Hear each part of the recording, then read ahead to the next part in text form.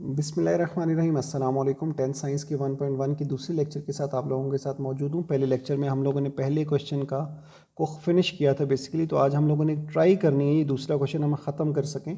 इसलिए दूसरे क्वेश्चन के अंदर मैं ऊपर लिंक दे के फ्री हो सकता हूँ कि बज़रिया तज्ज़ी कैसे हल करते हैं वो वीडियो देख लें, लेकिन मैं आप लोगों को दोबारा से समझाना चाहूँगा, तो इसलिए मैं कोशिश करूँगा अपनी सारी बातें कवर करने की। एक्चुअली एक लेक्चर दिया हुआ हो चाहे किसी दूसरी क्लास को, तो दोबारा से उन बातों को रिपीट करना थोड़ा सा मुश्किल हो जाता है, कई दफ़ा बंदा मिस कर जाता है वहाँ पे। तो जैसे मैंने आपको पहले बताया था कि मैं यहाँ लिखूँगा, ठीक है, तो यहीं स्टार्ट कर रहा हूँ। फ़िलहाल ये जो कुछ भी लिखूँगा ये समझाने के लिए रफ़ है, ठीक है, इसमें कोई नीड नहीं है, लेकिन आप लोगों को अपने पास चीज़ को नोट करना पड़ेगा।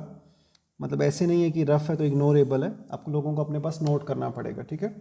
तो हम लोग एक क्वाड्रेटिक इक्वेशन की म्यारी फॉर्म लिखते हैं। हम लोगों ने जो पिछले क्वेश्चन में किया था, मैं उसी में से एक इक्वेशन लिख लेता हूँ। ये मैं पहली इक्वेशन लिख रहा हूँ जिसको लेके मैं समझाना शुरू करूँगा। ये है x² + 4x - 14 = 0। याद रखिएगा, चाहे अपने पास लिख लीजिए कि जब एक क्वाड्रेटिक इक्वेशन, जब एक दो दर्जी मसावात अपनी मेयारी शक्ल में स्टैंडर्ड फॉर्म में लिखी हुई हो तो ये बात सही होगी जो मैं अभी यहाँ लिखने वाला हूँ। अब हमने इसे सॉल्व करना है बज़रिया तज्ज़ी, फैक्टराइजेशन के थ्रू हमने सॉल्व करना है, यानी हमने इसके फैक्टर्स बनाने हैं। तो वो फैक्टर्स, वो अज्जाए ज़रबी मालूम करने के लिए हमें कुछ बात याद रखनी है, तो वो मैं यहाँ लिखने लगा हूँ। मुझे ऐसे दो नंबर चाहिए, यानी जो अज्जा हैं वो ऐसे दो नंबर्स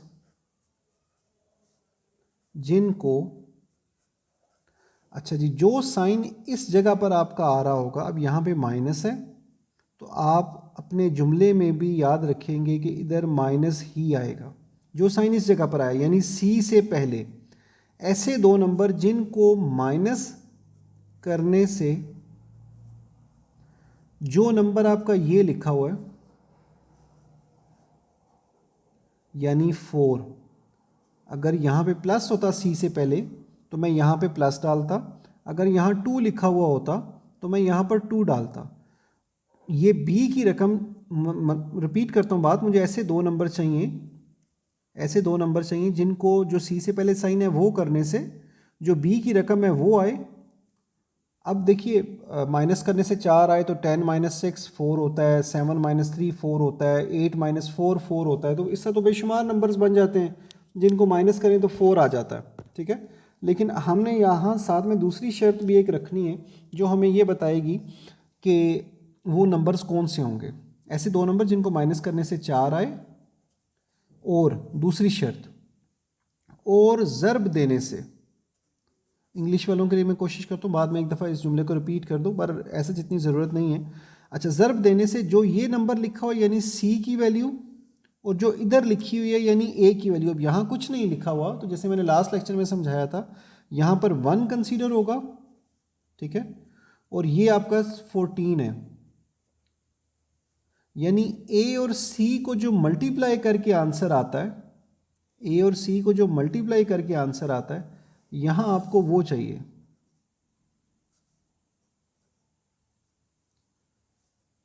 यहाँ पे कई दफ़ा बच्चे कंफ्यूज हो जाते हैं कि सिर्फ ये वाला नंबर जहन में रखते हैं। याद रखिए इस केस में यहाँ 1 है तो इसलिए वो 14 ही रहा है, लेकिन अगर किसी केस में यहाँ 2 या 3 या कुछ और आएगा तो फिर हमें दोनों को मल्टीप्लाई करना पड़ेगा, ठीक है।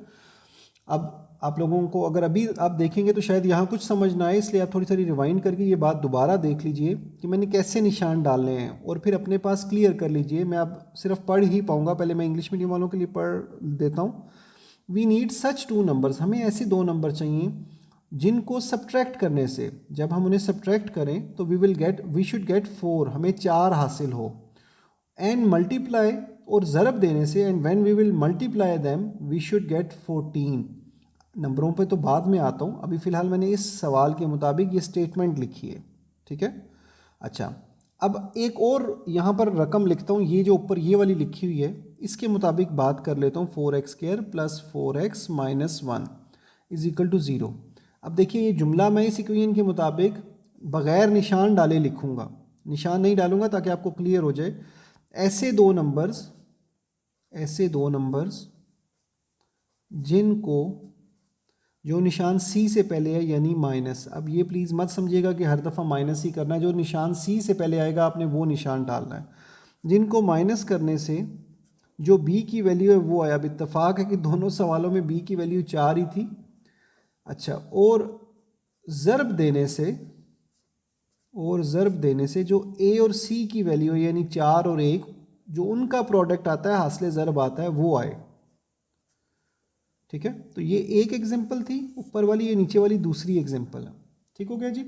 अच्छा, अब अगर मैं इसी बात को आगे कंटिन्यू करूं और एक और वैल्यू अपने पास लिख लूं ये समझाने के लिए, बल्कि एक दो वैल्यूज़ अपने पास लिख लूं। यहाँ मैं दूसरे क्वेश्चन की पहली जुज़ लिख रहा हूँ, x square minus x minus 20 is equal to 0। तो देखिए मुझे ऐसे दो नंबर चाहिए जिन्हें माइनस करके 1 आए। यहाँ कुछ नहीं लिखा हो तो इट मीन्स 1 है। मुझे ऐसे दो नंबर चाहिए जिन्हें माइनस करके 1 आए और मल्टीप्लाई करने से 20 आए। ठीक है, आई होप आप लोगों को मेरी ये बात समझ आ गई होगी। अगर नहीं समझ आई तो प्लीज़ इस वीडियो को थोड़ा सा रिवाइंड कीजिए, पीछे जाइए और दोबारा से ये सारा प्रोसीजर एक्सप्लेन कीजिए। जब तक ये बात समझ नहीं आएगी आप इससे आगे वाली चीज़ को समझने के लिए तैयार नहीं होंगे। ठीक है, तो मैं बेसिकली आज का लेक्चर इसी बात को कंप्लीट करते हुए ख़त्म कर दूंगा। मतलब आज के लेक्चर में मैंने आपको कोई क्वेश्चन नहीं करवाया, सिर्फ फैक्टराइजेशन कैसे शुरू करते हैं वो बताया। क्वेश्चन फिर हम अगले लेक्चर में करेंगे। ठीक है, तो मैंने ये लेक्चर को छोटा रखा है। आप लोग प्लीज़ अपने पास जो है वो इस लेक्चर को सही तवज्जो से देखिएगा ताकि आप लोगों को ये प्रोसीजर समझ आ जाए। बस अब मैंने एक चीज़ आप लोगों को और बतानी है, जिसके बाद जो है वो फिर सवाल अगले लेक्चर में इंशाल्लाह स्टार्ट करेंगे। और वो एक बात जो मैंने आपको बतानी है वो प्लीज़ ये है कि ये मत समझिएगा कि हर एक क्वेश्चन जो मैंने यहाँ लिखा हुआ है या जो आपके सामने आएगा वो फैक्टराइजेशन यानी तज्ज़ीज़ से हल हो जाएगा। क्वेश्चन में ऊपर आपको तरीका लिखा हुआ आएगा, पहले उर्दू वालों को बता रहा हूँ, या तज्ज़ीमें हल करेंगे तज्ज़ी की मदद से, या तकमील मुरब्बा की मदद से हल करेंगे, या तीसरे नंबर पर आप लोग जो है वो इक्वेशन की मदद से, मसावात की मदद से हल करेंगे। वो आपकी 1.2 है बेसिकली।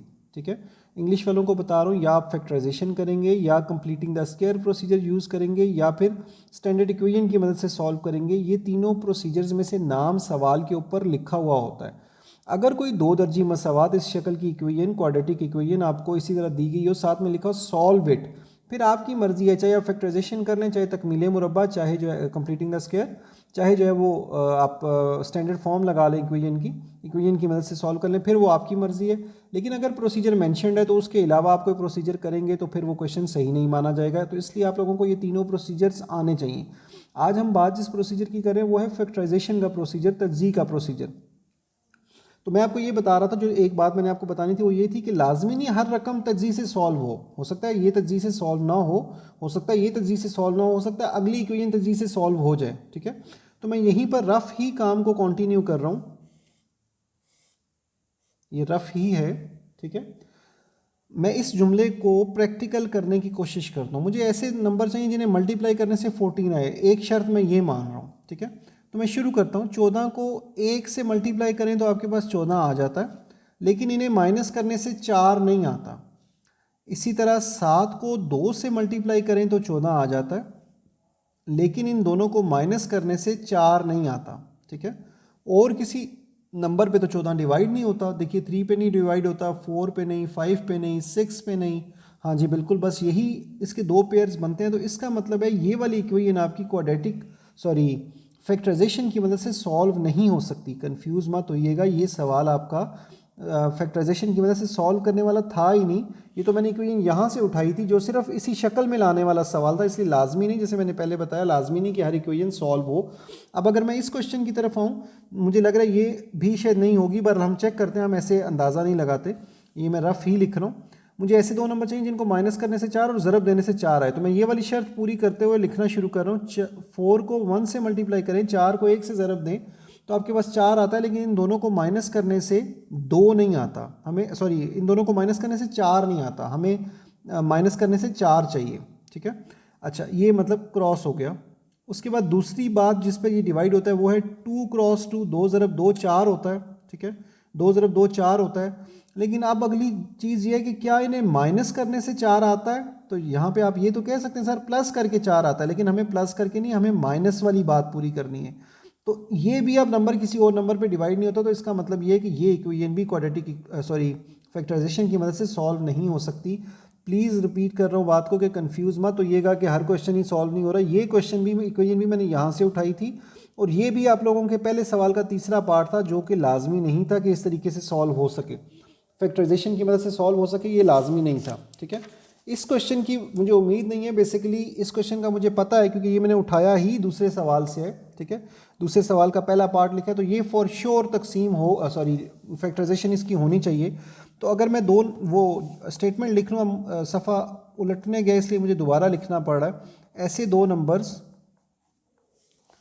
जिनको जो साइन यहाँ है जी, यानी सी से पहले माइनस करने से जो नंबर यहाँ है यानी बी की वैल्यू 1 आए, और ज़र्ब देने से मल्टीप्लाई करने से जो ए और सी की प्रोडक्ट बनती है वो आए, तो वो 20 बनती है इस केस में। फिर प्लीज़ कंफ्यूज मत होइएगा, ए की वैल्यू 1 है इसलिए वो 20 बनी है। अच्छा जी, अब यहाँ मुझे सामने नज़र आ रहा है पेयर्स क्या बनेंगे, 5 और 4 पेयर्स बनते हैं, बट मैं आप लोगों को समझाने के लिए आराम से शुरू करता हूँ। देखिए, मुझे ऐसे दो नंबर चाहिए जिन्हें मल्टीप्लाई करके 20 है, ये सारा रफ में हो रहा है काम।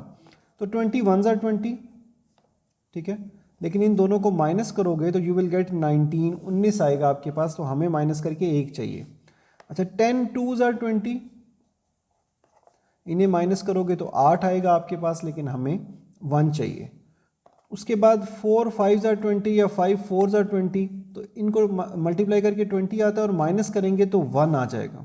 ठीक है, तो ये हमारे दो नंबर्स यहाँ जो आ गए वो 5 और 4 हैं। इसमें जो हमें वो दो नंबर जो चाहिए थे वो जो हासिल हुए वो 5 और 4 हैं। ठीक है, क्योंकि दो क्वेश्चंस आप लोगों के नहीं इस बात पर पूरे उतर सके, तो इसलिए मैं यहाँ एक और वैल्यू लिख लेता हूँ। ठीक है, उसके बाद जो है वो मैं उसके बारे में आपको बताता हूँ। एक और इक्वेशन मैं अपने यहाँ पर लिख रहा हूँ, बल्कि सॉरी ये नहीं लिख रहा, मैं अपने पास लिख रहा हूँ 17x²। मैं इसलिए एक क्वेश्चन की वैल्यू लिख रहा हूँ यहाँ से, थर्ड पार्ट है इसका, 17x² + 32x - 4 = 0। ठीक है, 17x² + 32x - 4 = 0। अब यहाँ पे स्टेटमेंट लिख नहीं रहा, वहाँ से पढ़ूंगा, आप लोग खुद सुनिएगा और अपने पास बेशक लिख लीजिए। मुझे ऐसे दो नंबर चाहिए जिन्हें माइनस करके 32 आए और मल्टीप्लाई करने से इन दोनों को मल्टीप्लाई करके 17 और 4 को मल्टीप्लाई करें तो यू विल गेट 68। 10 4 40, हाँ जी 68। तो माइनस करके 32 आए, मैं यहाँ पे मुख्तसर लिख रहा हूँ, माइनस करके 32 आए और मल्टीप्लाई करके 68 आए। अब ये मुझे ज़ुबानी नहीं पता कि ये कौन से नंबर्स हैं। ठीक है, तो मैं स्टार्ट करूँगा लिखने के लिए, ताकि आप लोगों को भी पता चले कि जब आप लोगों को ज़ुबानी ना समझ आए तो आप लोगों ने कैसे करना है, जैसे मैंने ऊपर समझाया ये ऊपर वाला। ठीक है, अच्छा, माइनस करके 32 और मल्टीप्लाई करके 68। तो मल्टीप्लाई वाली ही बात पर अमल करते हुए शुरू करता हूँ। 68 को 1 से मल्टीप्लाई करो तो 68 आ जाता है, लेकिन माइनस करके 67 आता है और हमें चाहिए 32। ठीक है, अच्छा, उसके बाद 68 को सॉरी 68 तो दोबारा नहीं आएगा, 2 के केस में 34 हो जाएगा। 34 को 2 से मल्टीप्लाई करें तो 68 आता है, और अब इन दोनों को जब माइनस करेंगे तो आपके पास 32 आ जाएगा, जो दूसरी शर्त भी पूरी हो गई। पहले वाले केस में तो ये सही था, ये गलत हो गया था। दूसरे केस में ये भी ठीक है, मल्टीप्लाई करके 68 आ रहा है और माइनस करके 32 आ रहा है। याद रखिएगा, अगर माइनस है तो माइनस करके ही 32 आना चाहिए, प्लस नहीं। ठीक है, तो यहाँ वो दो नंबर जो आपको चाहिए थे वो 34 और 2 होंगे। सही है, इस बात का फ़ायदा उठाइएगा कि मैंने क्वेश्चन पूरा नहीं किया, तो प्लीज़ आप लोग अपने काम के लिए, अपने चीज़ के लिए ये रखिएगा कि आपने इस क्वेश्चन को बदलना है मेयारी फॉर्म में। कैसे? जिस तरह हम लोगों ने लास्ट लेक्चर में किया, दूसरे को भी, चौथे को भी और पाँचवें को भी। ठीक है, ये आपने करना है मेयारी फॉर्म में।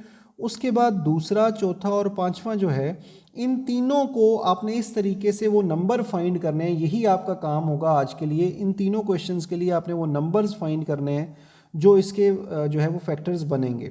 ठीक है, मैं अगले लेक्चर में तीनों क्वेश्चन सॉल्व करवाऊंगा, लेकिन प्लीज़ नोट कीजिए, वहाँ ना मैं मेयारी फॉर्म बनाने पर जोर दूंगा, ना ये वाले प्रोसीजर पे जोर दूंगा। ये मुख्तसर बातें चलती जाएंगी वहाँ पे और मैं उन्हें ख़त्म करता जाऊँगा। शायद मैं आप लोगों को एक ही क्वेश्चन सॉल्व करवाऊँ और बात ख़त्म कर दूं, क्योंकि फैक्टराइजेशन जो है वो मैंने सारी तफसील यहाँ पर समझा दी है। वहाँ पर मुझे सिर्फ क्वेश्चन को प्रैक्टिकली सॉल्व करना है, होमवर्क नीट काम करके, ये तो सारा रफ में समझाया है, आप लोग भी पेपर में इसको रफ के तौर पर साइड पर लिख कर ही करेंगे तो आप लोगों को चीज़ याद सॉरी सही तरीके से समझ आएगी। अगर आप लोग ज़ुबानी करने की कोशिश करेंगे तो शायद उस तरीके से नहीं हो सकेगा। ऑलरेडी लेक्चर 15 मिनट का हो रहा है तकरीबन, तो मैं नहीं चाहता इस लेक्चर को बहुत ज़्यादा लंबा करूं, तो इस वजह से मैंने बात को अपनी थोड़ा शॉर्टन किया है, वो इस तरीके से कि मैंने क्वेश्चन पूरा नहीं करवाया। ठीक है, दूसरे क्वेश्चन में आप लोगों ने आज का काम मैंने इसलिए रखा हो सामने कि आप नोट कर सकें अपने पास। आई होप नोट कर लिया, नहीं किया तो प्लीज़ पॉज करके वीडियो को इसको नोट कर लीजिए। और मैं रिपीट कर रहा हूँ कि आज का आपका काम क्या है, दूसरे सवाल को आपने ये तीनों पार्ट्स, दूसरा, चौथा और पाँचवा पार्ट, इन तीनों पार्ट्स को मेयारी फॉर्म में भी लिखना है, स्टैंडर्ड फॉर्म में भी लिखना है, और प्लस दूसरे नंबर पर इसके लिए आपने वो 2 नंबर्स मालूम करने हैं जिन पर मैंने ये सारी बात समझाई है आप लोगों को, वो 2 नंबर तीनों सवालों में फाइंड करने हैं। ठीक है, अगर आप लोगों को मेयारी फॉर्म में कन्वर्ट करना नहीं आता या 2 नंबर्स नहीं फाइंड होते तो वो आप मुझसे क्वेश्चन करेंगे, तो मैं आपको पर्सनली गाइड करने की कोशिश करूँगा, बशर्ते की ज़रूरत ना पड़ी तो। अगले लेक्चर में अलबत्ता मैं इन दोनों स्टेप्स को ज़्यादा कवर नहीं करूँगा। रिक्वेस्ट यही होगी कि इस लेक्चर को तवज्जो से क्लियर कीजिए, ताकि मैंने जो आज आप लोगों को होमवर्क में सवाल नहीं दिया वो कमी पूरी हो जाए इस तरीके से कि आप लोगों को वो चीज़ आ जाए जो मैं समझाना चाह रहा था। ठीक है बच्चों, तो आज के लिए इतना ही, इंशाल्लाह अगले लेक्चर में मुलाकात होगी। फ़िलहाल अल्लाह हाफिज़, अपना ध्यान रखिएगा। कोई क्वेश्चन हुआ तो प्लीज़ ज़रूर पूछिएगा।